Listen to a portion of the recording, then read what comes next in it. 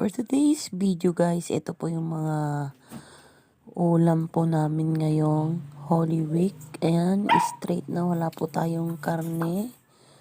Ayan, meron po tayong itlog. Ayan, meron din po tayong green chili, my favorite. At meron tayong tortang talong. Ayan guys, madadayet tayo ngayon dahil bawal po ang karne ngayong Holy Week o Semana Santa. Meron din tayong dried fish o tinapa. Ayan guys, sasawsaw mo lang yan sa suka.